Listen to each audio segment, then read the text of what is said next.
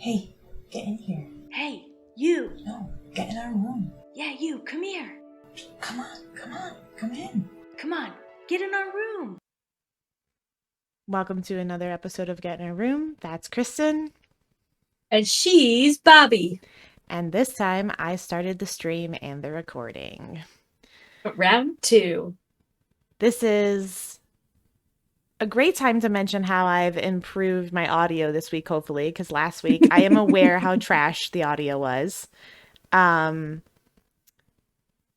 changed some settings on my mic in OBS and I got a boom, and I'm really trying here for golden glory. We did some testing. We're also using Discord now, so I'm hoping that the stream and the footage is also better. This week's episode is Good Book, Terrible Review.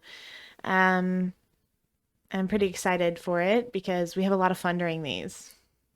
Yes, I love these. I've hurt my own feelings.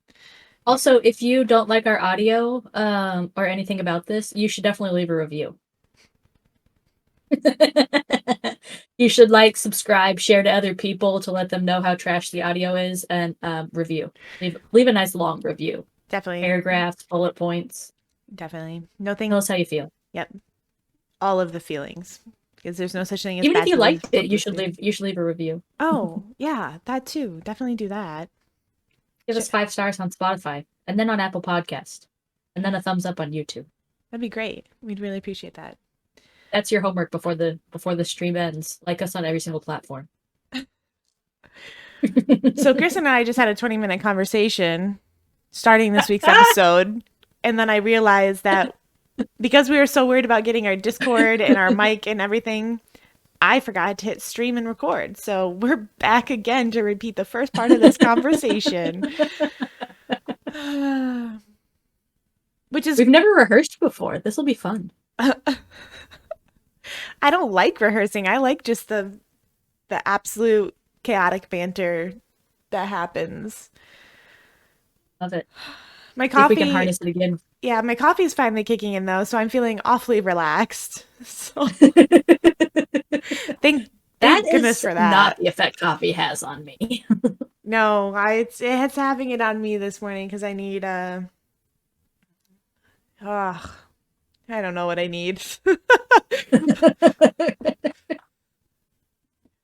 But before we jump into our main topic of our books that we're going to read these reviews about and give some of our thoughts on how they're wrong or just hilarious.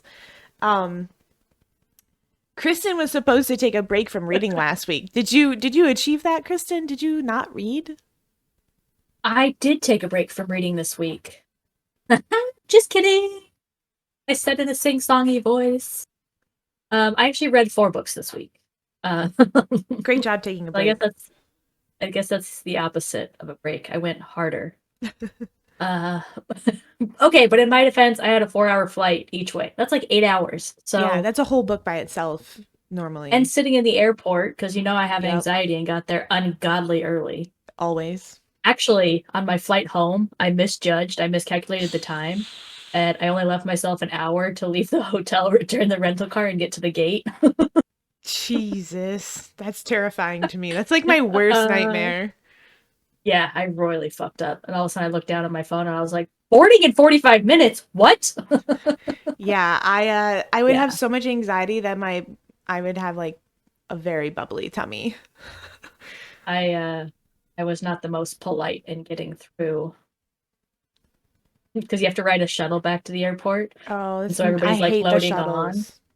And I'm like, it's like a completely full thing. And I'm like, oh, excuse me. Can you scooch over a little bit? I'm running late.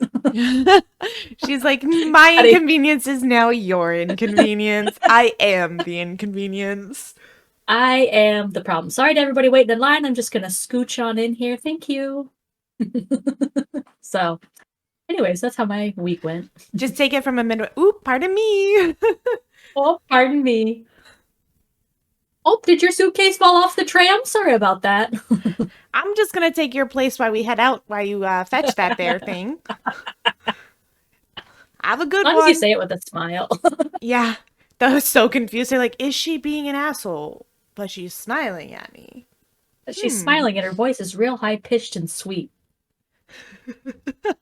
Speaking of psychotic behavior, that's actually that's the perfect segue into the book that I started. I haven't finished it yet. I don't think I will finish it. DNF. Satan's Affair.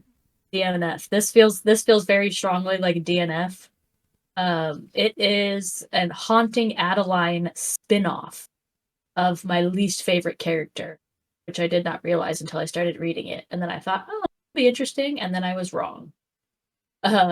It's Sybil. Sybil? Sybil? Sybil. She goes by Sibby. I think Sybil is based on the spelling. Yeah. Sibel. And then she goes by Sibby. So she got her own book, which it could be very interesting because she suffers from extreme mental illness from growing up in a cult and being abused extensively.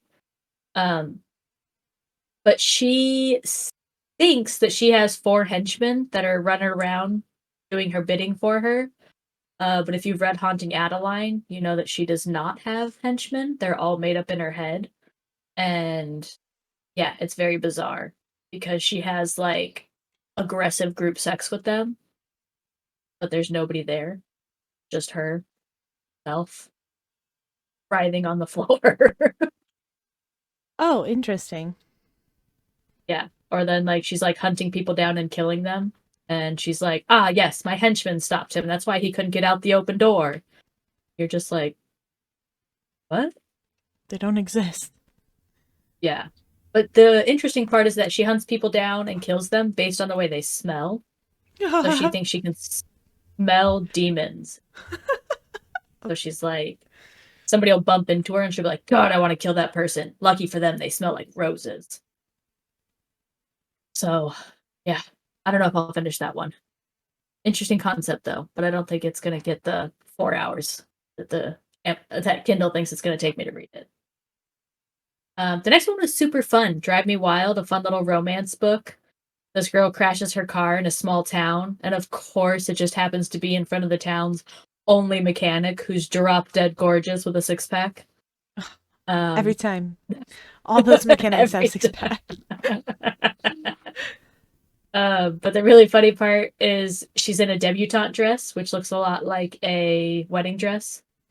And she was hauling ass in her little old car because she was following signs for best pie in the county or city or whatever. I was like, all right, well, that's a girl after It makes me think heart. of Arbuckle's fried pies. If you've ever been to Oklahoma, Arbuckle's I have not. fried pies. Yep. Fried pies, yeah. So it's like it's like a, do you know what a pasty is? Not for the nips. Pasty, that's, you read my mind. yeah, no so idea. it's from the Upper Peninsula. It's a miner's food. So it's like this dough, and then you have like potatoes, meat, in it. It's a pasty, depending on how you say it. And they're just like baked, and the miners would eat them for lunch because that was all contained within this bread. And it's almost kind of like in a way, it's kind of like what are the pizza? A calzone. Like a calzone, kind of. Not, the dough is different though. It's way more pie-like. And then, so Arbuckle's fried pies, when I was down in Oklahoma, and I have a really good friend there who lives in Oklahoma, and he's the one who's like, on your way out, stop and get them. So we did. Bless Jacob's recommendation. My friend's name is Jacob, not my Jacob. My friend Jake. We call him Ezekiel. I'm gonna call him Ezekiel. So, so he recommended it, and it's just like all the different types of pie fillings under the sun that you can think of, and then they take, and it's very similar, and they fry it, and you can get them warm or cold, and they're, depending on like what the filling is, so good. So Arbuckle's fried pies. So I've known. That sounds amazing. What I'm trying to say here is that I relate to that main character because we went out of our way to find Arbuckle's fried pies. Oh, I love it. Yeah, character after my own heart. Yep. That's where she stops being interesting, though. That's okay. I'm not a big fan. Like this is a topic that I have on our notes for later, but like female characters, man, I want them better written, more Yeah. interesting. Yeah. You know, Bimboey Bimbos is out. is not good. Right, it's overplayed. Yeah, I agree. But oh well. Guess I'll just have to write my. The other one I read was Rogue. It's about men in the military. It's a fighter pilot and like some guy that works on deck on the landing gear. Oh, like on a ship. Yeah, Okay, yeah, so they're out to sea. gotcha. Okay. So they're in the Navy then? Yes. Gotcha. Fun little stereotypes. But anyways, the plot was really good, and the sexy time kind of got in the way of the plot between those two guys, like an enemies to lover thing, when it's like a murder mystery, and you're like, all right, man, somebody's trying to kill you, and they're like, let's sneak away to the gym. It's under construction. Nobody will be there. But somebody's trying to kill you, man.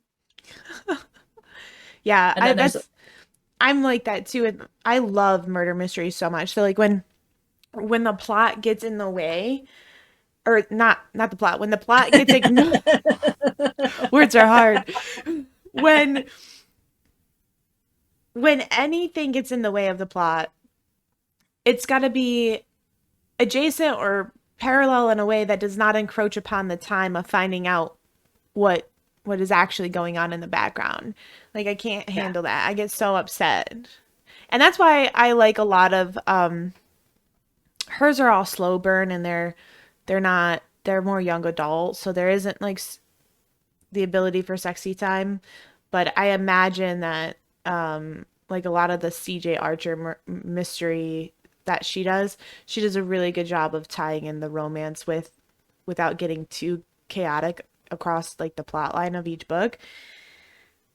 I would love to see those characters actually have sexy time though in her books, because she's also does a good job of writing that stuff in her other adult books. You know, the CJ Archer one, especially the Glass and Steel series, I love that it keeps like the mentality, the lack of sexy time keeps the mentality of women of that time, right? Oh yeah, that's true. That's so true. You know, it's aggravating how slow of a burn it is. Oh my god, it makes me angry.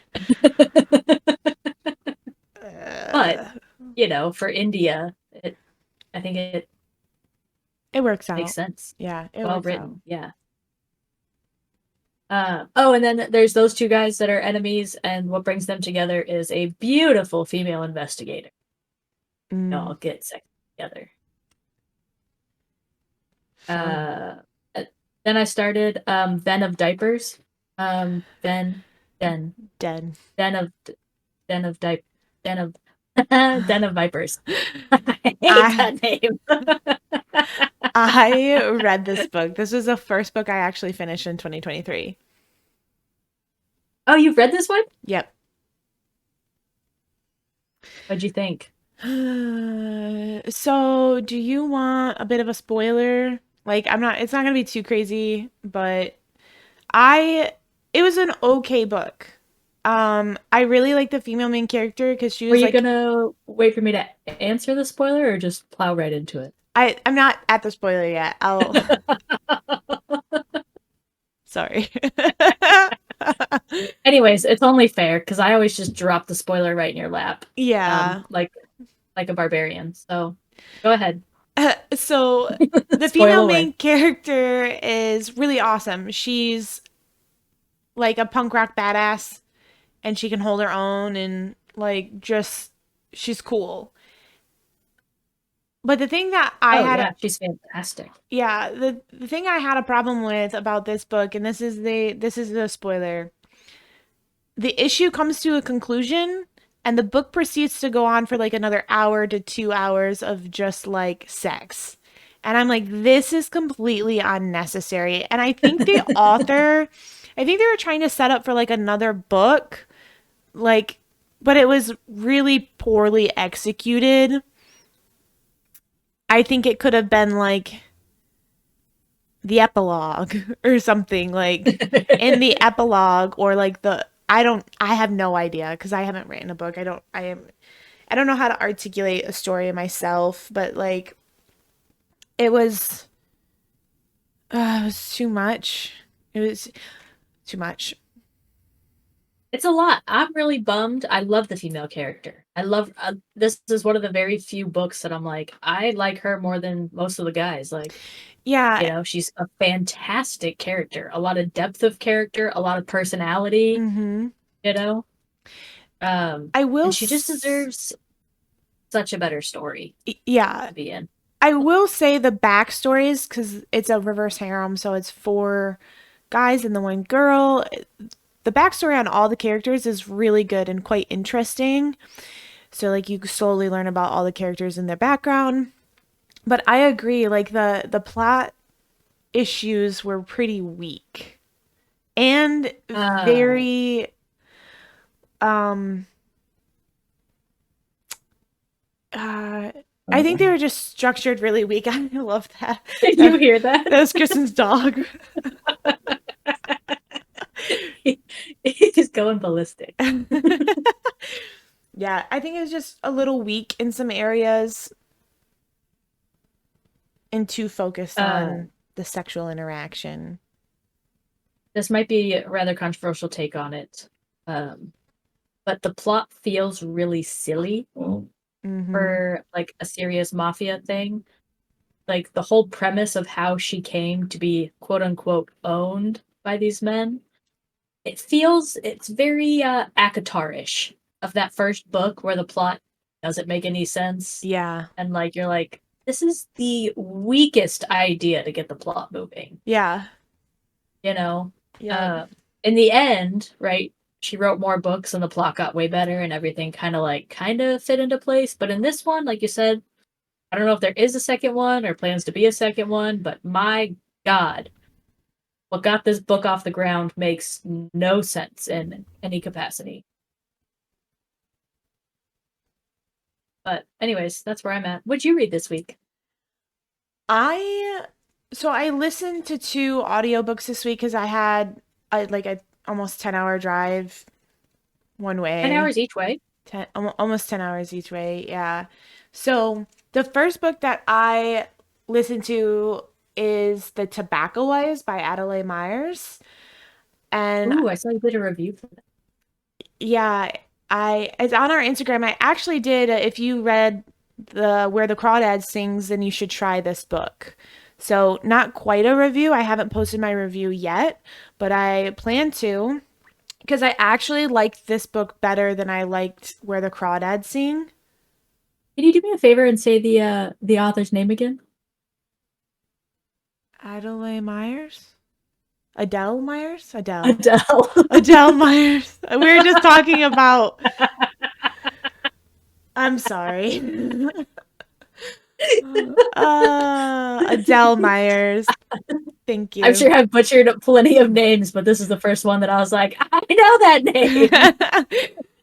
So it's funny because I thought this book was better than Where the Crawdads Sing, but I gave them, I think, the same stars, because I'm trying to remember what I gave them out of Where the Crawdads Sing last week on our last episode.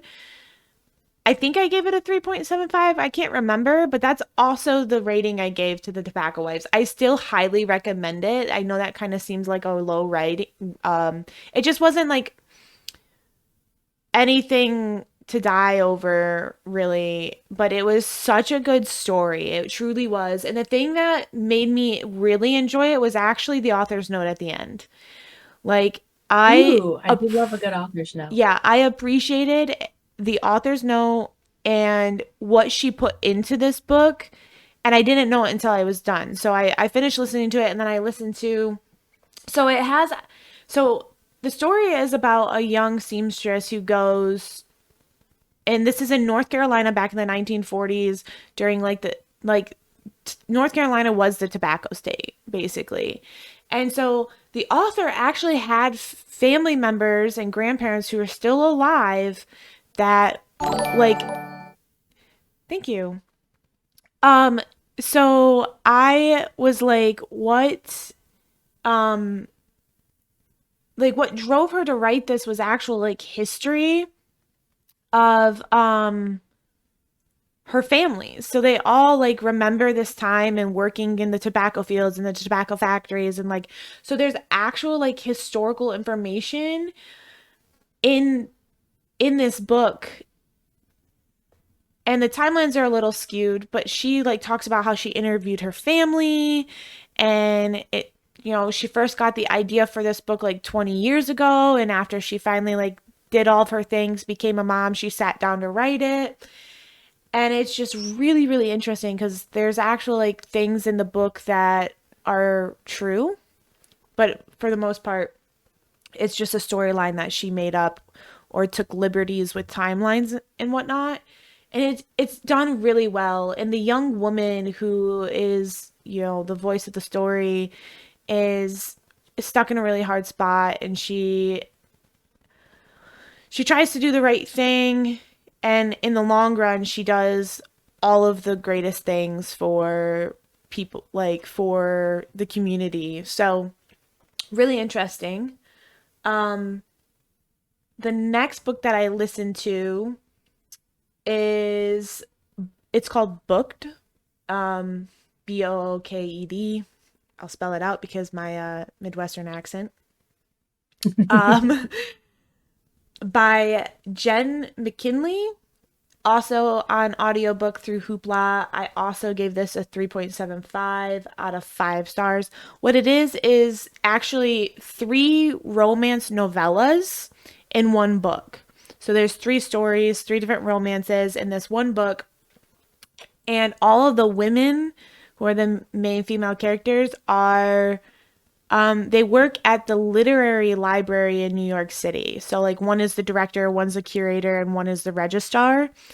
So it follows their path, and they're like all older, mature women, probably in their like 30s. The one is in her 40s. And my favorite story is the last novella. And it's, I think It Happened One Christmas Eve is what it's called. And it's about the director of the museum. And that one ends up being my favorite. So, yeah. And then the next one that I read was one that was recommended to me by Paige. And those of you who might be new here, Paige is my best friend. For like over a decade. So she knows me very, very well. And she kept harping on me, like when we would go out and like see books, she's like, you need to read this book. You need to read. I'm like, I know. I'll get there. My TBR list. And then I kind of got into a reading funk, which I think I figured out my problem. Is I'm a little, my Kindle, because I've been just like consuming all of the things on my Kindle.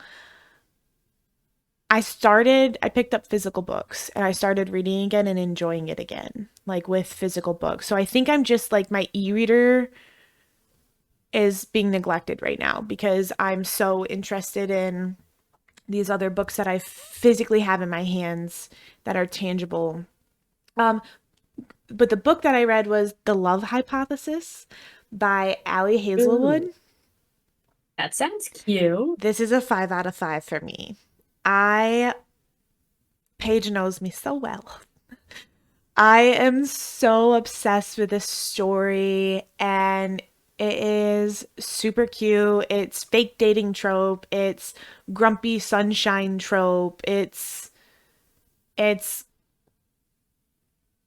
so good. And the writing in it is amazing. So it's about a woman who's in academia for STEM. She's a scientist, right? And one of the best things that I love about this is that Ali Hazelwood, she herself is a woman in STEM. She has a PhD in neuroscience. And She's originally from Italy. She's lived in Japan and Germany, and then she came and got her PhD here in America. And she's just brilliant, brilliant writing, and it's a science nerd's delight. And I love the sciences. I'm an engineer, so I'm not that deep into it, and I'm not an academician at all. I'm in industry, and like, holy crap, it's so good. Such clever writing. How she ties like science together with this cute little romance, and like how they use science to like communicate to each other that they like each other. Oh my God. It's so good. And I am obsessed with the male main character. His name is Adam Carlson, because he's just like the perfect amount of grumpy smart guy. And she has another book. It's the I can't remember what it is, but that one is one that I'm also interested in. It's another STEM romance book, so I'm interested to read that one and see if it's like too close to the first storyline, or if like she throws in some new stuff. So pretty excited about that. But those are the books that I read, and I started another book, and it's a novella, and I'm going to talk about it in a second. So, and I am almost done with it, but I want to talk about that in just a second. So let me go ahead. I just need to take a note really quick. So, fun yesterday, Saturday, April 29th was Indie Bookstore Day. Oh yeah, you made a post about it. Yeah, I did. And I encourage people that, my post was encouraging people that if this day snuck up on them and they didn't realize it, and they had plans and they couldn't get out to support an indie bookstore, something you could do to support your local indie bookstore is actually download and use the Libro FM app. So the Libro FM app is designed to essentially exist in the same world as Audible. It is the same concept. It's $14.99 per month. You get 1 credit every month for an audiobook, except that you can actually choose your local indie bookstore and tie it to your account. So anytime you purchase an audiobook or you're utilizing the app, proceeds go to that local indie bookstore. Oh. Yeah. Does it have to be an audiobook? Can it be a regular book? I think it's just an audiobook app. Yeah, I just started utilizing it when I learned about it this week. And I was in Iowa this week, in Ames, Iowa. And I learned about it from Katie at Dog-Eared Books. So if you're ever in Ames, Iowa, you have to go to Dog-Eared Books. It is a beautiful indie bookstore. It's owned by 2 women. They also have a podcast. It's called Bubbles and Books, where they talk champagne books and current events and their community and what's going on in the world. Not too dissimilar to what we do here. I walked in. I was actually on the phone with Kristin, and I was actually going to go to a coffee shop, and I was like, holy shit, Kristin, I see a bookstore, I'm going in, because you have to, right? So I walked in, and I was immediately overwhelmed and distracted, and said, Kristin, I can no longer hold a conversation with you because I am in heaven, so I'm going to hang up.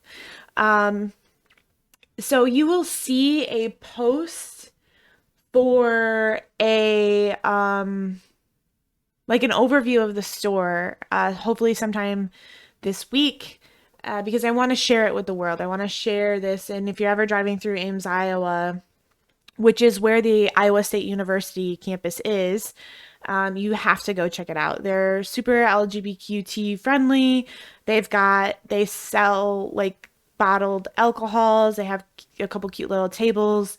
They have coffee, so you can buy a book. They have a loft. You can go up, and it's very cozy, mid-century modern with like 70s color vibes. You can sit up there and you can drink and I read. love 70s color vibes. Yep. So just super amazing, super beautiful. And I actually went there 2 days in a row. So the first day I went, and then I ended up going back the next day. And I had spoken to two of the workers, Katie, and unfortunately I didn't catch the gentleman's name. I only caught Katie's name because I went back the next day. But I bought 4 books. So Don't keep us in suspense. Tell us what you got. Are you gonna make are you no, gonna do like a reel? no, Are you gonna share it now? I'm gonna share it now. Bobby, the suspense is killing me. I know. So I'll start with even the though book. I'm not letting you talk. I'll start with the book that I started reading. It's that novella, and this was recommended to me by Katie. So I asked her, I was like, what's a super underrated book? Because we have an underrated book series that we talk about. And she recommended me this novella. It's called Get Thee Off My Lawn. It is a Regency era rom-com that has Hold it up again. What is it? Get Thee Off My Lawn by Dara Vernon.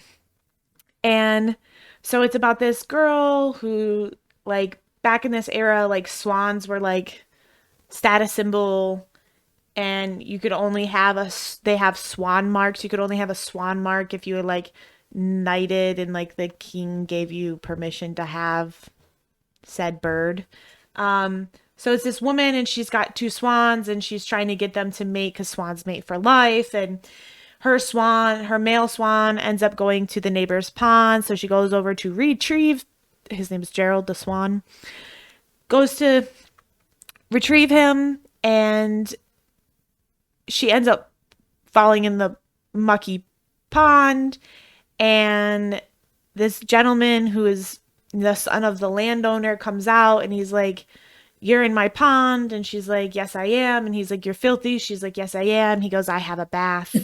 Do you need a bath? Do you need help with your bath? Scandalous. Yeah, super scandalous, bit steamy. And then there is an issue that is presented, and now he's fighting for her attention, and the swans play this theme. Like I said, I am like almost done. I'm like a few chapters away from being done.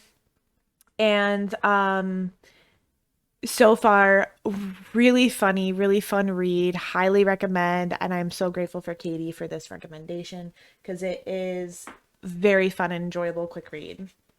The next one was the one that the gentleman recommended when I asked for an underrated book. And he said that he's not so sure that it's an underrated book, but if you're not used to reading, oh God, my brain just faulted on me. Excuse me. So if you're not used to like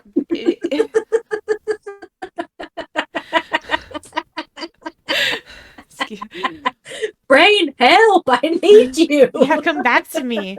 I gave you caffeine. So if you read a lot of just like stories, he's like you might not read as much stuff like this. So he recommended Talking to Strangers by Malcolm Gladwell. He's like, I'm not sure it's underrated, but if you're constantly reading like fantasy and stuff like that, you might not know about this book, and you should give it a go. So this book I have not started. Like I said, it says it's Talking to Strangers, What We Should Know About People We Don't Know. And he has like 4 different books or 5 different books that are pretty popular and how to like do different things, and they're pretty sciencey. So I'm really looking forward to this, because my job is literally talking to strangers all of the time. So my day job is talking to strangers. My hobby job, which is this podcast, is going in, networking, talking to strangers, trying to, get to the next place, tell more people, spread the word, kind of thing. So as we said in the beginning, if you want to spread the word about us, go ahead and share share, leave a Nope. review. Not a choice. Not a choice. You have to. Yeah, you you have have to to. share. So those are the books that I bought the first day that I was there, based on their recommendations. And like I said, I'm enjoying the one, and I'm really looking forward to the Talking to Strangers because I think it could be very beneficial to just understanding people better. And I think that is really important, that we take a step back and we try to understand ourselves, but also understand where other people might be coming from and have empathy and grace around that. So the next book, actually, I'll start with this one. This next book is another recommendation from Katie, because I was telling her that I was just about finished with The Love Hypothesis and I was really enjoying it. And she's like, oh, if you like STEM, you really should check out The Soulmate Equation by Christina Lauren. And she said it is about a woman who works as in data science, and she works for a company, and what they do is they take your DNA and they, in their database, they match it with somebody in the system's DNA as a possible love match. So That is so creepy. it's very creepy, but super interesting because it's like, I think she ends up matching with like the CEO or president of the company. And so then they are like, well, you matched with him. We want, you. So there's like a bit of a fake dating trope in here because she's not interested. And they're like, for promotional reasons, they're like, you have to do this. So as part of your job, you're going to like fake date the CEO or whatever to make sure, the other scientists, I don't really know, but we're promoting this. And so for our product, blah, blah, blah. So really interesting to see how that goes. And again, I'm just so interested in just more STEM books because they're so close to my heart and whatnot. So the next one is not a recommendation. It is one I saw the binding of and then saw the cover of, and then read the synopsis of, because they have those cool little cards where somebody writes like their thoughts about the book or like gives a brief synopsis of someone who's read it, and you're not just reading the back of it. This one is My Sister the Serial Killer. And Man. I'm really sorry. I cannot pronounce your name, ma'am, author. She's beautiful. Look at her. She's beautiful. It's backwards to the rest of us, so we can't either. Yeah, so nobody so it's none of it's great, guys. So that's my own fault. But she has a beautiful name. I just have no idea how to pronounce it. Basically, it's about a pair of sisters. One, I'm assuming, is a serial killer. The other one cleans up her messes for her. But her sister has always had a crush on this one guy, and other sister who cleans up messes falls for said guy. So now she's stuck between guy and sister and what to do because they like the same guy. And that was the synopsis. So I'm really interested because it's been a while since I've read like a true like suspense thriller type book, and this one's a short one. So I'm looking forward to seeing it and just reading about what the hell's going on. And the cover is just so cool. I love the glasses with the little knife in the reflection, and it's just a beautiful colored woman. And oh my gosh, and the lime green, it just was so stunning to me. And I was like, this sounds cool. So I totally bought that for the cover and the title. And then I'm really looking forward to reading it.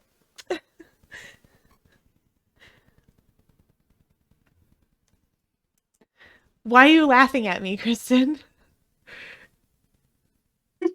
I wasn't laughing at you. My dog got down to get a drink, and he was drinking for, like, I swear to God, 5 minutes. Oh, I just started seeing you crumble. It just kept going. You were just like Like- crumbling, trying not to laugh out loud. And I was like, what is happening with her? She says, she okay? Seizures aren't funny. Usually they just lay here. I don't know why he's being such a nuisance today. Because dogs. But it was so fun. Like, honestly, almost the entire time you were talking about that book, he was drinking water. And Oh, so wow. That all was I a could long hear- time. And so I kept wanting to, like, unmute and say something. And all you could hear is him in the background. But for those of you who are watching, this is the dog-eared book symbol. They have a beautiful dog that hangs out in the store too. So again, highly recommend dog-eared books in Ames, Iowa. I also yesterday I went to a local indie bookstore in kind of local. It's a few minutes drive from me. It's in Montague, Michigan. It's called the Book Nook and Java Shop. Holy crap. Cute. It is so amazing. It's a bookstore. They have food and coffee, and then they have a full bar. So, and then they play live music sometimes. They do poetry readings. They do just a bunch of stuff there.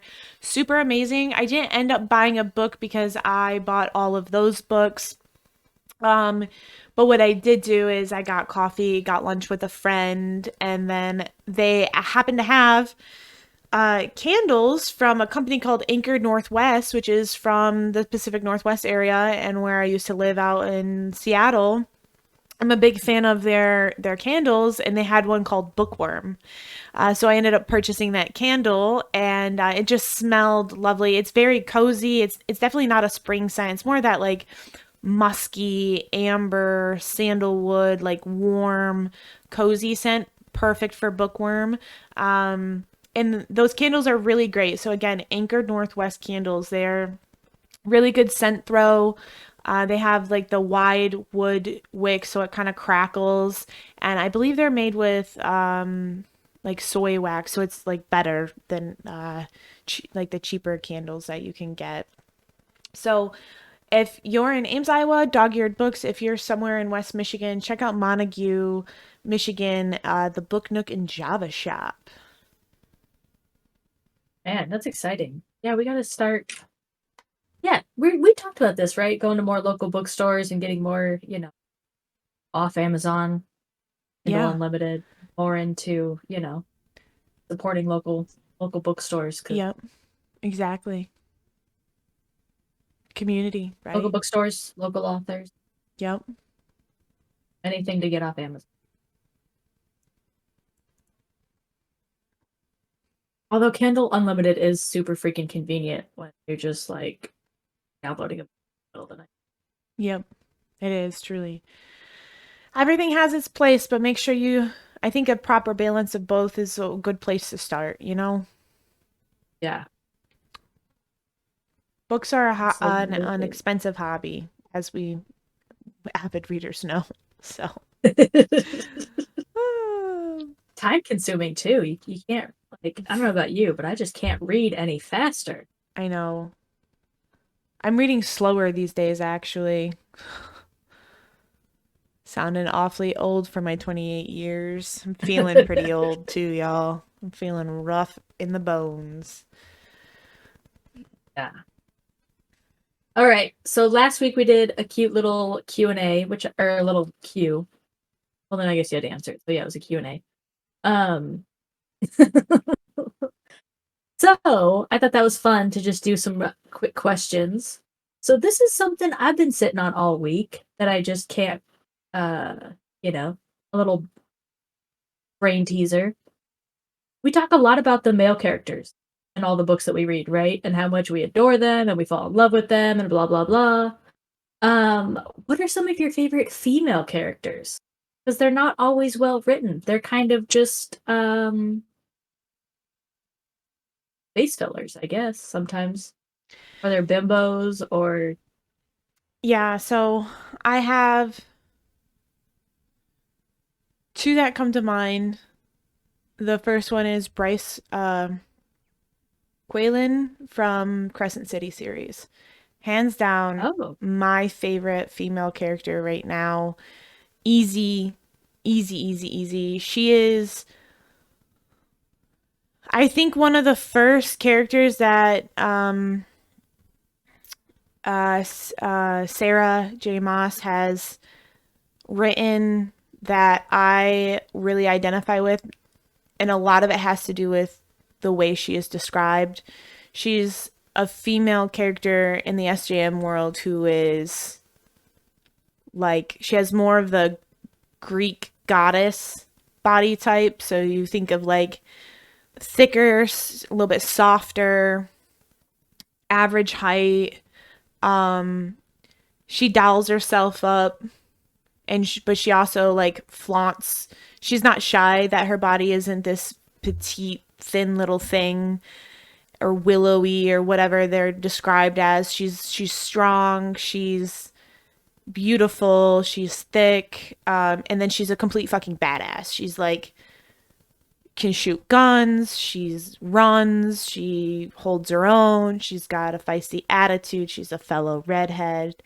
Oh, there it is. Yeah. So if they ever get to a point where there's something live action Crescent City, I would fall over myself to find out how to get cast as Bryce because I love her that much.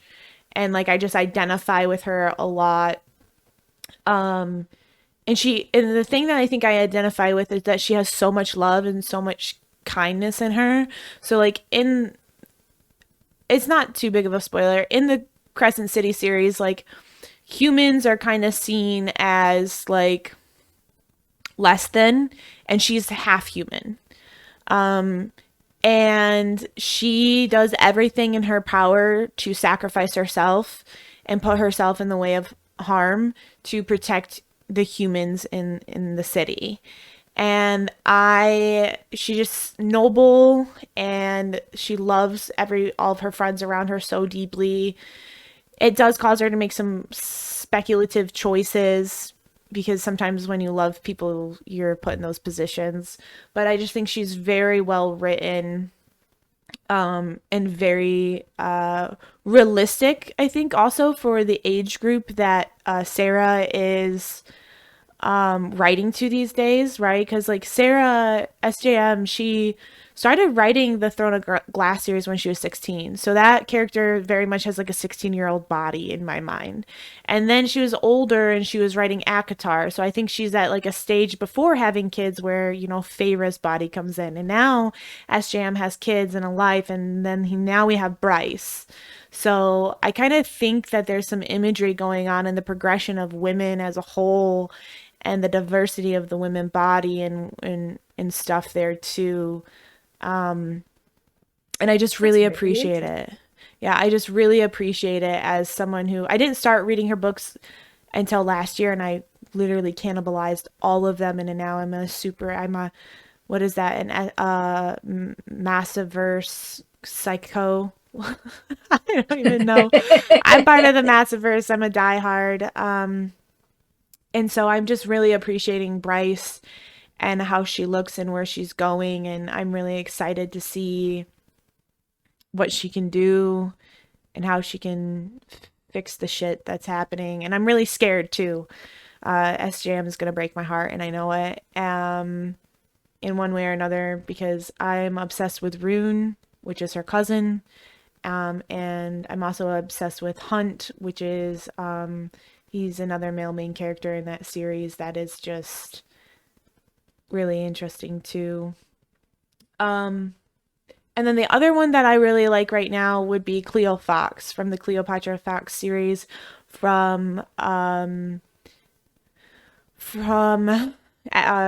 Archer. I really like Cleo because she is truly her own person, and she goes out, gets what she wants, and does what she wants. And she tries to stay in line as much as she can, but she also walks in that gray area for the timeline of the story. And I think it's wonderful. Nice. Yeah. For me, there's pretty much like really only one. And that is Lana Myers from the Mindfuck series. I think the reason I love this series so much is because I just was like, I self-identify with this girl so Mm-hmm. much, and it's just it's nice to have a female character that is physically strong, mentally smart, Yep. just living the life that she wants to live regardless of, well, literally anything going on around her, right? Yeah. Like regardless of, well, the law. She's just out here serial killing away, but she's ruthless, she's smart. And at one point they describe her as, or she describes herself as always eating in a calorie surplus so that nobody can see her muscles, that they don't um guess at how much work she puts in. And I was like, yep, that's how I'm going to describe it from now on. I love that. Cause But same. cool, calm, collected, you know, um, just somebody that you're like, damn, I want to be that person, Yeah. you know? Right? Um, Other than that, there's not a lot of female characters that really stick out. I guess maybe Nesta later on at the end of Silver Flames. Yeah. But then once you hold her up to different other female characters, you're like, nah, she was good while you were reading the book, but When comparing not like to not once I put it down and stepped away and I was like, nah, it's just good writing, but it's the character itself didn't stick with me long after. right. Not like Lana Myers, who I'm like, yep, that is now my alter ego. Yeah, Bryce is my favorite in the FJM world. So totally get I'm it. excited to get there. If you want to see more content like this, be sure to hit the like button, subscribe, and click the bell to be notified every time we upload. It really helps us out.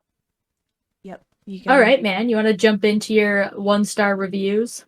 Yeah, so I'm Or gonna... just bad reviews? Yeah, so this first one actually is a 3-star review, but I had some thoughts when I was reading it. So this is a 3-star review off of Amazon, and the book that I am gonna be reading reviews about is called The Sin of Saints from Lauren Leasure. She is close to releasing her next book. This was the best book that I read last year, hands down. And there's some strong opinions about it that do not match mine, and so we're gonna talk about some of those. So this is a solid paragraph for this 3-star review, and the title is Brilliant, Strong Writing, Gripping Story, Lots of Violence. All those things are accurate. I agree with you. Person who I didn't take note of your name. But the thing that comes out to me about this series that was funny in her review. So the series title, so the book is called The Sin of Saints, but the series title is, oh, what the hell is it? I don't want to get it wrong, so let me look it up really quick, guys. So it is the Benevolence and Blood series. So in this series is the Saints of Benevolence and Blood. So she goes on to say in this I can't handle the battle scene, I can handle battle scenes and blood, but I kept hoping for more grace and hope to shine through even just a bit. Given the main deities in the books are saints, of which the definition, one who lives without inhibitions, i.e., one in whom grace lives most freely and unfaltering. And mine is like, it's literally the benevolent saints and the blood saints. So obviously there's going to be bad. So I feel like people don't understand that like books are here to like push your idea or like push your theory of stuff and not be here for the dictionary definition of what things. Yeah, for right? sure. Like the idea of like hypocrisy and real world gray areas and like what could you like it would be so boring if it was written about real saints. Yeah. That's the Bible. Actually, I don't know. I don't know if this Bible writes about saints. I don't know where you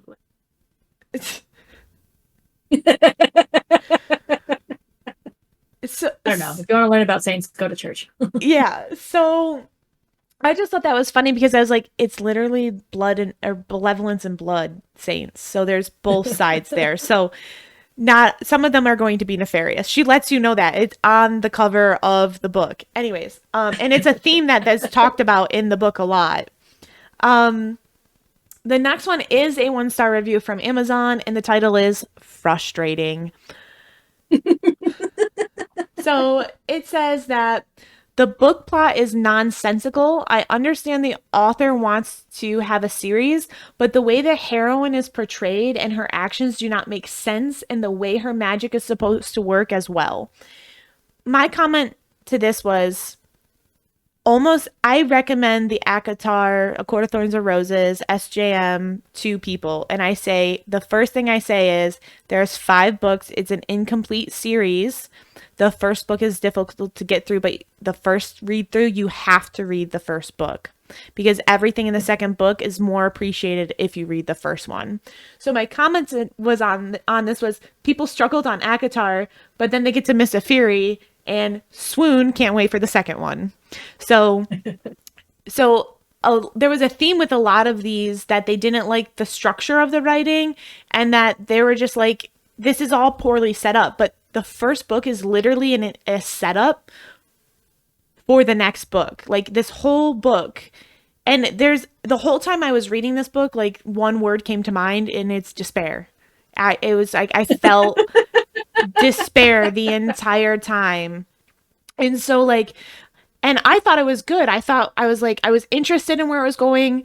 She doesn't understand her magic, and nor do we. So we're like trying to learn together. Like, this the same fucking thing in ACOTAR, in the first book of ACOTAR.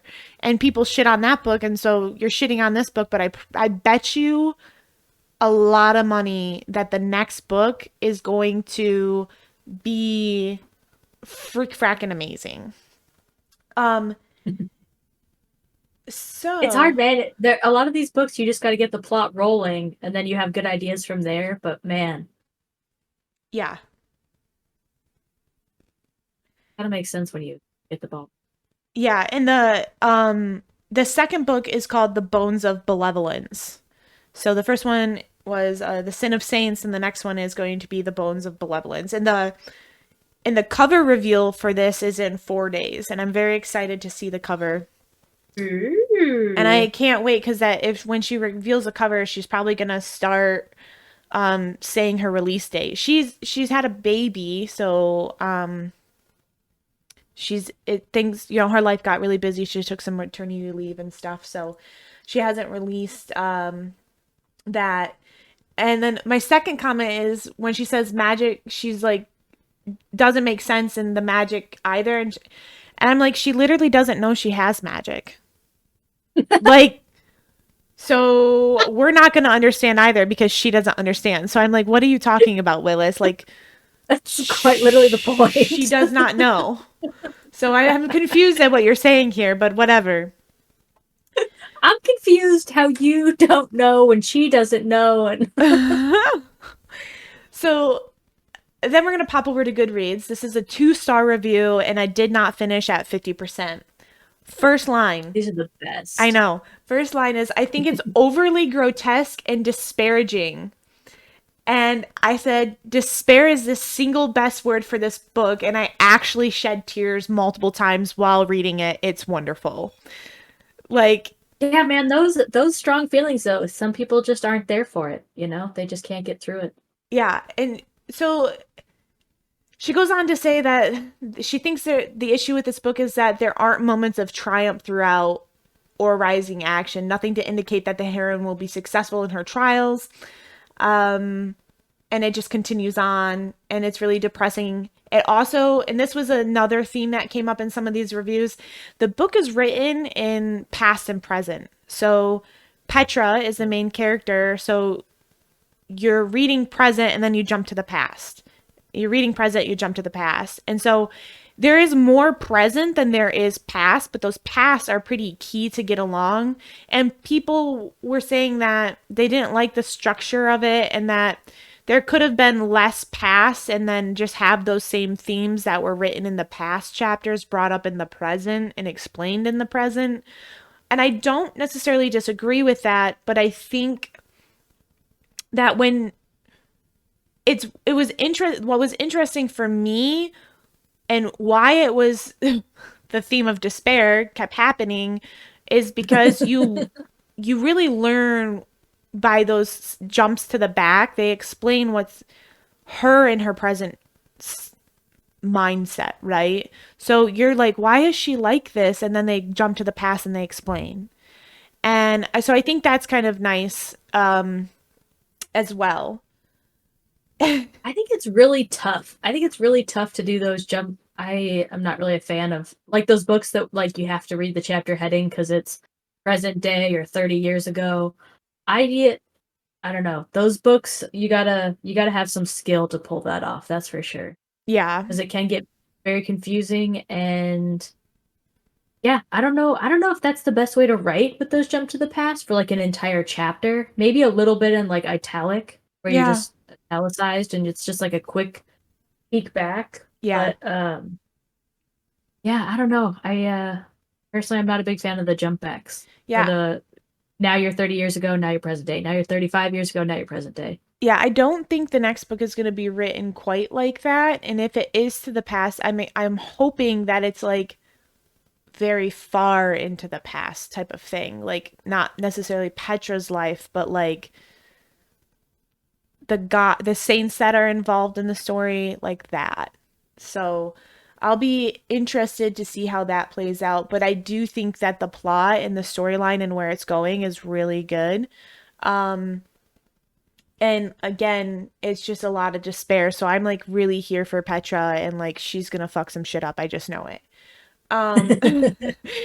Um and she ends her review with, I don't know what book everyone else is reading because it can't possibly be the same one. I was like, well, we can agree to disagree. The next one is my last one that I had like cherry picked. It's on Goodreads. It's a 2-star and it's pretty long, but she didn't finish it. And she said maybe I'll revisit it at another time. She did not like Petra. She says, I find her incredibly stupid, rash, and annoying. Her survival instincts beyond stealing to feed her family, her extremely poor family are non-existent. But I think she's cowed by her past and afraid. This is me. This is not the review. I think she's cowed by her past and she's really afraid because she suffered a lot of fucking trauma. So I think that's the only thing she's willing to do to risk things because she could like get like the guillotine or whatever for like if she gets caught stealing. Like it's not a good thing. So Get the what? Guillotine, the chop the head off. Is that what it's called? Guillotine? Guillotine. Guillotine. Thank you. Again, I'm from the Midwest. Anyways. I know, but after I mispronounced Den of Vipers, yeah, that's right, like 17 times, it's just fun to pick on you now that I embarrass myself. That's good. I like it. True mutual support. Adelaide. Adele Myers. And this one talks a lot about how clunky the way the story was written, like based on the past and present point of views. And she's like, I thought this was where my comment and why I cherry picked it. She goes, I thought this was more of a dark romance, but there's basically none in this so far, not even a real prospect. So she didn't finish the book. And my commentary to I thought this was more of a dark romance, and there's basically no love interest this far, not even a real prospect. Excuse me. Fuck no. Miles, our horn rammed head mask captor guy. Yeah, he's not a prospect. You're joking because he's my prospect. So there is romance in here, but it's very light and it's very much going to become like a in the Throne of Glass series, it's like Dorian or Kale type of thing. There's very much that going on with a Claymore and a Miles in this story. Is Miles his real name? Yes, I think so. Do you think people in other countries name their kids kilometers? Dad joke 1 for Kristin.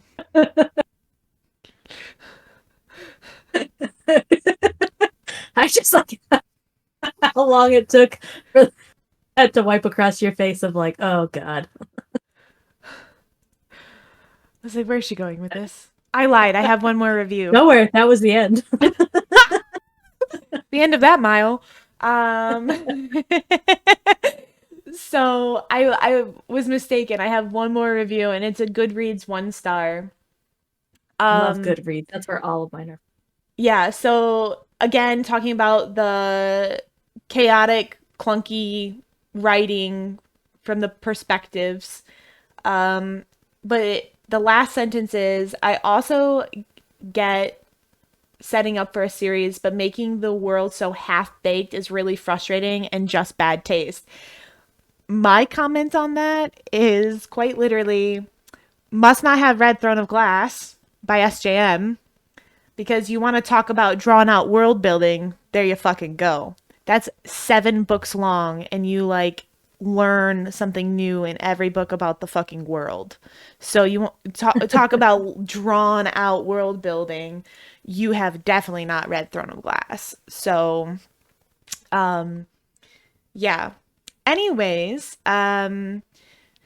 keep an eye out on our socials, because I follow Lauren pretty closely, because I'm very excited for this next book. It's really probably my highest anticipated release this year, besides the 3rd book in the Glass Library series by CJ Archer.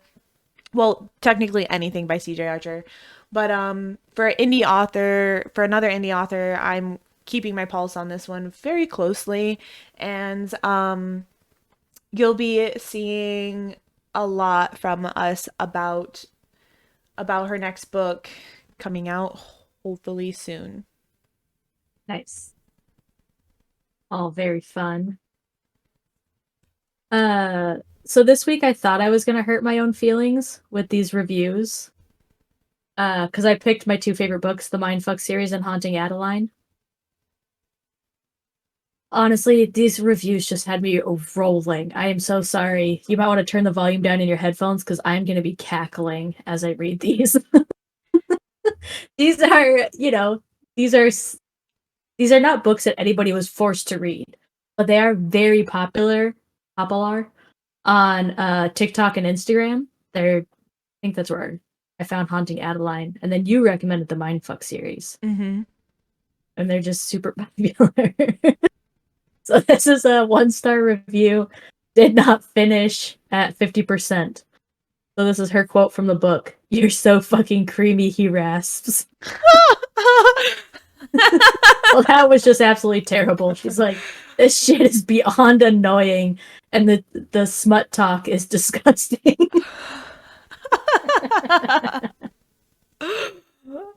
She says, Adeline, the female main character, was beyond annoying. She's so fucking dumb. I'm so tired of women being written like this. Gotta agree. This girl was dumb as shit. But again, it like moves the plot along. She's just like, this is like from the book where she's just like, ho hum, I have a stalker. He's outside my window again. Oh my god. Guess I'll walk around the house naked. Oh. Back to the review.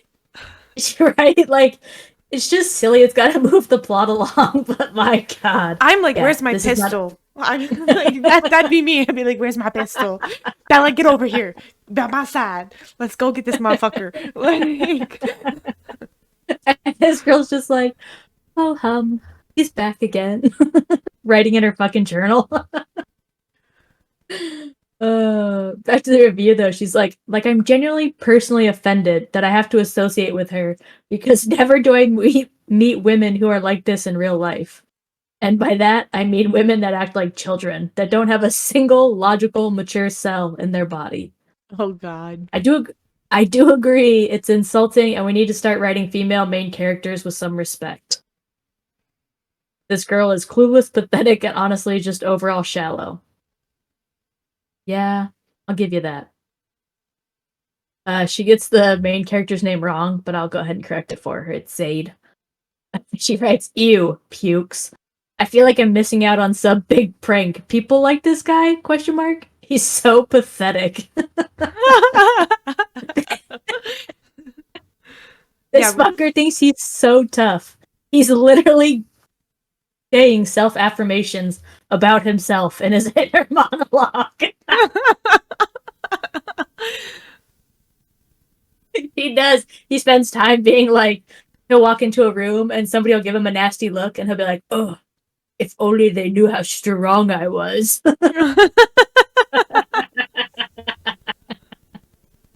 I was like, yep, I pretty much agree with this review. I mean, I finished the book and I really enjoyed it, but this review is not wrong. Oh, man. Where's the quote? This is one of the quotes. She's like, "This is just the worst dirty talk you're ever gonna read." And it's Zayd saying, "As much as I hate to say this to you, I'm no stranger to a woman's pussy and what it feels like when it weeps for me." What? No. No. Yeah. You told me I should read this, and I'm really thinking that I'm not going to at this point. Yeah. These ones really brought this all back, like crumbling back to reality. These are some funny fucking reviews, and they're not wrong. They're not wrong. This is some silly shit. This is how This is how a 1-star review should be. 1 star. I'm just gonna pretend like I never read it. Please play along. You got it, girl. You didn't read it.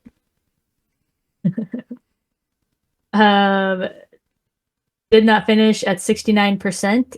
I was just gonna say, well done. Well done.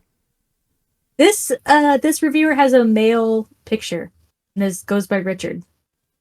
Okay, So- Richard, what do you think? He said, "I don't get it. Why are women swooning over this guy? He's a stalker and a rapist, like, not to mention a murderer." And you're like, yep, you got him there. You got him there. And he's like, "Please tell me if a real man did these things, it would not be okay. Please tell me this is still a felony."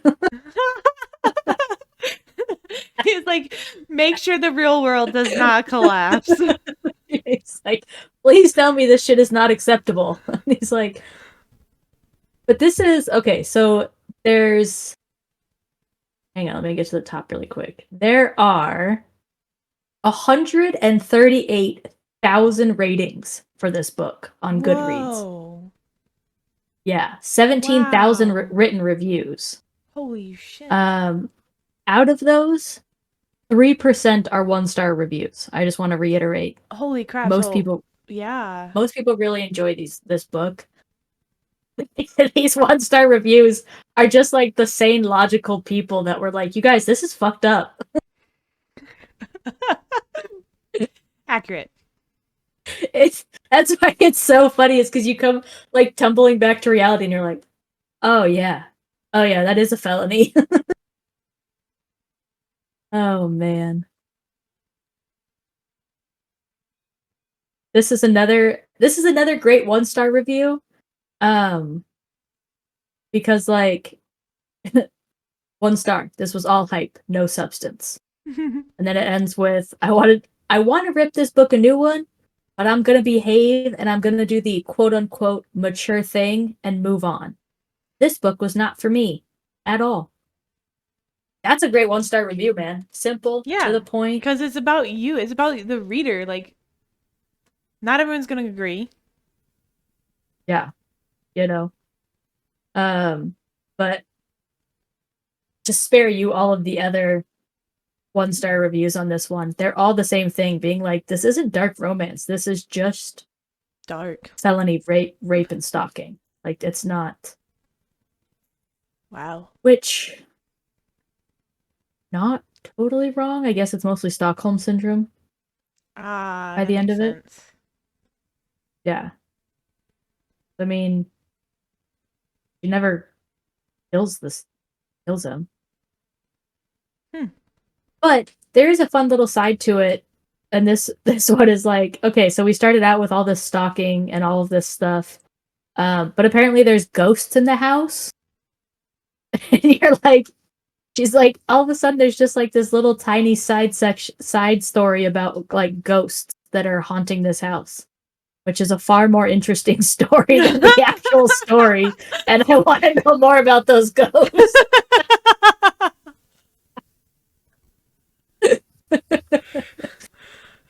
Oh, I've done man. that in the book, been like, why is that a sidebar? Like, why can't that be the main topic? I've done that before for sure.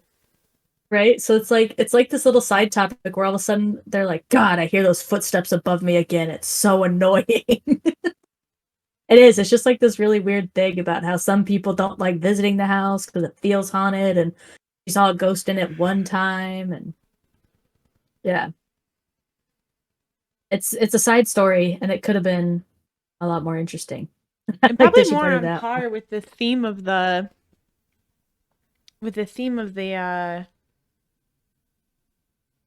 like the title, Haunting Adelaide, right? Like, Yeah, it would have made more sense. mm-hmm. I guess a Maybe that's stalker why is it's in there, to make this title make sense. There's one mention of it every 500 pages that there's a ghost, and that's how it makes sense. Yep. So all those reviews, although warranted, like I said, they're not wrong. None of these 1 stars are wrong. This is, yeah, there's definitely some trigger warnings. So, fun fact about this book.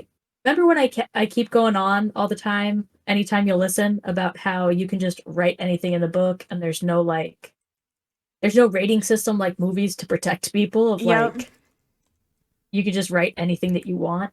Haunting Adeline was removed from Amazon. She had to go in and add trigger warnings and edit some stuff out before they'd put it back up. Oh, wow. Yeah, it was actually removed for a while, and then it got put back up. I can't remember if she had to edit stuff out or add more descriptive trigger warnings. Oh, wow. Interesting. Speaking of content warnings, over to the Mindfuck series.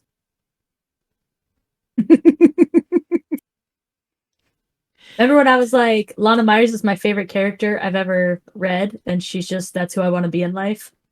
Yeah. 1-star review. First and foremost, Lana Myers is the worst main character I've ever read about. Ah, that's hilarious. And no, it's not because I find her morally reprehensible, it's because she makes absolutely no fucking sense. She broke your heart. Or that reviewer broke your heart. She's constantly contradictory and talks in fucking fake deep block paragraphs, which I would have excused except for the fact that half of her monologues make 0 sense in conversation. What? I don't understand Aren't that at all.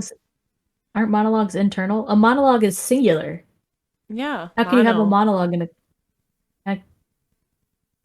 What? Sometimes it feels like Lana is literally just talking to herself. What if the person got her internal dialogue confused with her conversation with other people? Perhaps. That's kind of what it sounds like to me. Based on her word choice in her review, she's confused. Her monologue makes 0 sense in conversation. Sometimes it feels like she's talking to herself. She is talking to herself.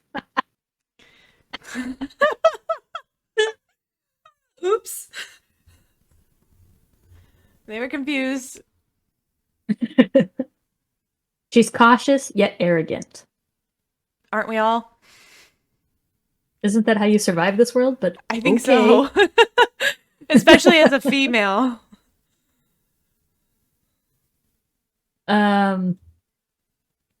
Match that mediocre white man energy, you know? Right? With caution. Then she said, with caution. Like, yeah, she's going toe to toe with grown ass men in like physical combat, and you don't want her to be cautious about it. Just like, what? Okay. Yeah, anytime there's a As a serial mediocre- killer, that's how you avoid getting caught is caution and planning. Really Everyone wants great their female reviews to shit attributes. it so silly. Really great female attributes for most of us who are out in the real world. Planning and caution. Yeah. I love that this 1-star review makes no sense. You made a supposedly quote-unquote empowering character like Lana a fucking misogynist. Oh, that's very interesting. I wish I had more time to sit and think with that. That's I haven't read it, embarrassing. so I will think on that when I get a chance to read it. The internalized female misogyny that Lana may or may not have. Yeah. Do you know how thick you have to be to make a character with as much sympathy for fellow victims as Lana, a fucking misogynist? I don't get that one at all. I honestly wish I could reach out to Mo, who has a glass doll as their, and just ask, like, Where do people man, come up with these fucking pictures for their avatars? I understand not putting your face out there. I truly understand that. But like, why don't you do like a stack of fucking books? Why are we doing a glass doll? I didn't hear it. You're good. oh, okay, cool. I don't know. It's one of those porcelain dolls. Interesting. Super creepy. Maybe that's what they're But going man, for. Mo, if you ever see this, hit me up, girl. I want to talk more about this. I have so many questions. I have so many follow-up questions, man. A misogynist. Leave a comment on the review. Fascinating. Can I really? I think. Ooh, there is a comment. Yeah. Ooh. What does the comment say? Oh, shit. Oh shit. I mean, dark. It's dark. Damn. Good thing the author's dead, so she couldn't read about that review. Oh, what? The author's dead? Yeah. Which is kind of a bummer, because I guess there will be no follow-up series. Great. Now I find out how she... I'm doing it. You keep reading. Okay. Thank you. St. Abby. Everybody thinks Logan, the FBI agent, was really boring. I guess you've never met a guy that works in a suit. They're all really boring. Anybody that's like sacrificed their entire life for the career, obviously very boring. This series is the definition of Wattpad reading. Managed to read 2 out of the 5, but life is too short to be punishing myself for reading something that is not enjoyable. Feels like it was written by a 16-year-old mimicking a Criminal Minds series. That's so funny. I too thought it was very Criminal Minds-esque. Like, absolutely. It absolutely reads like a Criminal Minds episode. Did you find it? I did. I found some information. So this is a thread on Twitter by someone who read the Mindflix series. She's like, for everyone who, like me before, is confused about this, her name was Christy Owens. She wrote under pen names C.M. Owens, S.T. Abbey, and Christy Cunning. She passed away in 2021, and from what I could gather, her family never made her cause of death public. USWordpress.com. Oh my god. U.S. bestselling author Does it say how C.M. old she Owens was? has died. No. So her last social media posts were apologies to her hardcore fans, regrettably informing them that she was taking a hiatus from writing to focus on personal matters. It soon came to light that she was suffering from medical issues, and then Saturday, the 24th of July, 21, she passed away in a tragic accident. To say her fans were devastated, it is an understatement. Yeah.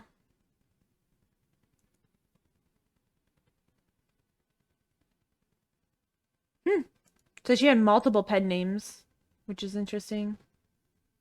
I know. I didn't know you could do that. ST There's Abby. no rules when it comes to books. No, there's no literally rules. none. Fascinating. Why would you do multiple pen names? So Owens, under the pen name C.M. Owens, is best known for the paranormal romance trilogy Deadly Beauties and the Sterling Shore series. She has an impressive back catalog of over 20 novels. My God.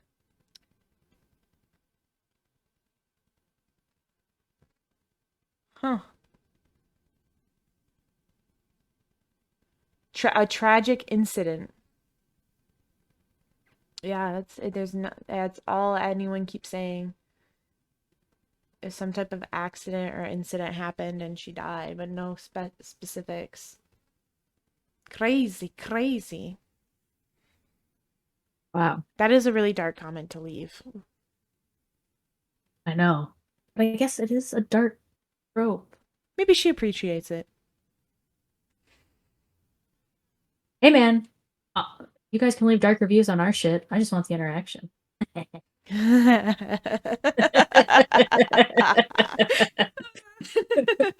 Cute evil laughs. But I know we always read like the 1-star reviews. But this I started mine with a 3-star. Oh, that's right, you did. You did a great job. Thanks. But okay, that's the whole like premise of this thing. But I want to throw you off these books. I still love both these books, even though I read the 1-star reviews. This one has 21,000 ratings, 2,000 reviews, and the 1-star reviews are less than 1%. Oh wow, that's still really good.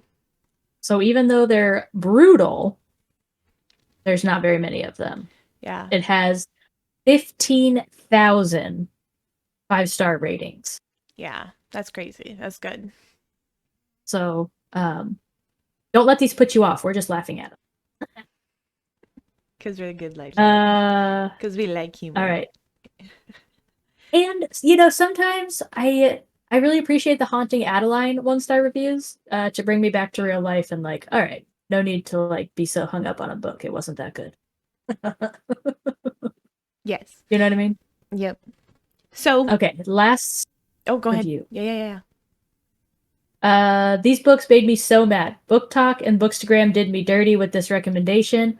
I went in thinking it was going to have morally gray characters, and I get why the main character did what she did, but I was really holding on for her to get in trouble.